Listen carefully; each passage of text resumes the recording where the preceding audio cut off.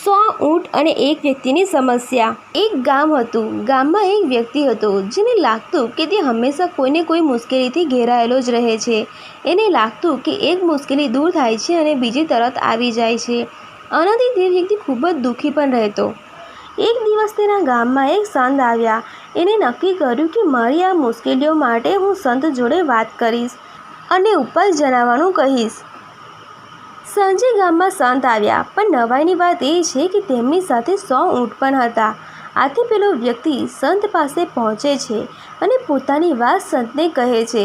પેલા વ્યક્તિએ સંતને કહ્યું કે હું મારા જીવનમાં આવતી સમસ્યાઓથી ખૂબ દુઃખી રહું છું। સમસ્યા મારો પીછો છોડતી જ નથી। એક સમસ્યા જાય એટલે બીજી તરત આવી જ જાય। શું આપની પાસે આનો કોઈ ઉપાય છે? આ સાંભળી સંતે કહ્યું કે હું તમારી સમસ્યા સમજી ગયો છું। તમારી સમસ્યાઓનો ઉકેલ મારી પાસે છે, પણ એ ઉપાય હું તમને કાલે સવારે જણાવીશ। પણ આ માટે તમારે મારું એક કામ કરવું પડશે।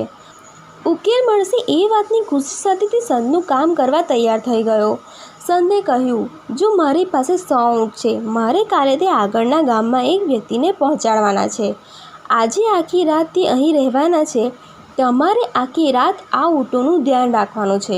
ધ્યાન એટલું રાખવાનું છે કે આ 100 ઊંટ બેસી જાય પછી જ તમારે સૂવાનું છે, ત્યાં સુધી નહીં। આટલું કહીને સંતો જ્યાં નિવાસસ્થાન હતું ત્યાં જતા રહ્યા। પેલો વ્યક્તિ ઊંટોનું ધ્યાન રાખવા લાગ્યો અને બધા ઊંટ બેસી જાય એની રાહ જોવા લાગ્યો।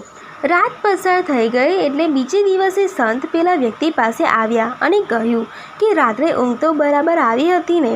આ સાંભળી પેલો વ્યક્તિ બોલ્યો, હું તો આખી રાત સૂતો જ નથી। મેં અનેક પ્રયત્નો કર્યા કે આ બધા ઊંટ એક સાથે બેસી જાય, પણ મારા બધા પ્રયાસ નિષ્ફળ રહ્યા। કેટલાક ઊંટ એની જાતે બેસી ગયા, કેટલાક ઊંટ મારા અનેક પ્રયાસ પછી પણ ન બેઠા, કેટલાક ઊંટ બેસી ગયા તો બીજા બેઠેલા ઊંટ ઊભા થઈ ગયા। 100 ઊંટ એક સાથે બેઠા નહીં અને આમાં ને આમાં આખી રાત પસાર થઈ ગઈ। આ સાંભળી સંતે જે સલાહ આપી તે જ પેલા વ્યક્તિની સમસ્યાઓનો ઉપાય છે। સંત બોલ્યા, કાલે રાતે તમારી સાથે શું થયું? કેટલાક ઊંટ તેની જાતે જ બેસી ગયા, ઊંટ તમારા પ્રયત્ન પછી પણ ન બેઠા, કેટલાક ઊંટ બેસી ગયા તો બાજુમાં બેઠેલા ઊંટ ઊભા થઈ ગયા।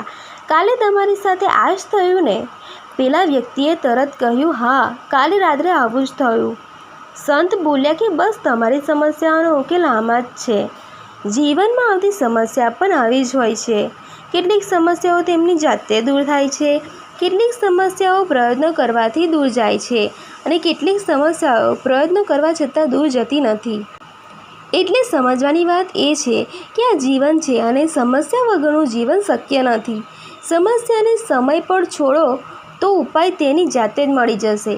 સમસ્યાઓ તેની જાતે જ દૂર થઈ જશે। સમસ્યા જીવનો ભાગ છે। કેટલીક હંમેશા રહેશે અને કેટલીક સમય જતાં દૂર જશે। એક સમસ્યા દૂર થશે તો અન્ય કોઈ સમસ્યા આવી જશે। આ સમસ્યાઓની સાથે જ માનવે આગળ વધવાનું છે। બસ સમસ્યાઓને આપણા મન પર હાવી થવા દેવાની નથી।